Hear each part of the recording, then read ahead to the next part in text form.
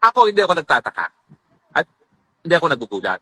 Kasi alam nyo, nung ako mismo ay umapir dyan sa komite ni Ontiveros, ang dami niyang invento.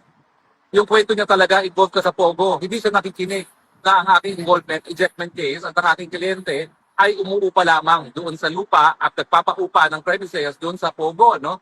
At talagang sinasabi niya, pinagpipilitan, engage yan sa Pogo. At ang tanong ko nga doon, sabihin natin engage sa Pogo, panahon na yon, legal. Ano naman pakialam mo dyan? Legal naman yung mga panahon na yon. Ngayon lang naman nag-illegal yan, itong taon na ito. Pero ang katotohanan po niyan, talaga nagpupumilit siya ng mga panahon na yon na ikaw involved sa Pogo, ikaw may masama kang ginawa.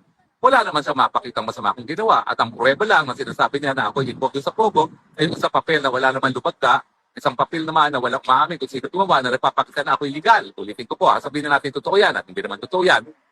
Wala pong masama para maging isang abogado ng kahit anong korporasyon. Dahil ang trabaho ng abogado ay siguraduhin nga yung mga kliyente nila ay sumusunod sa batas. Pero ito po, tignan nyo naman po, non-bailable din ang sinampa ni Pastor Kibuloy. Milyones ang ginastos para magtanim ebidensya laban dito po.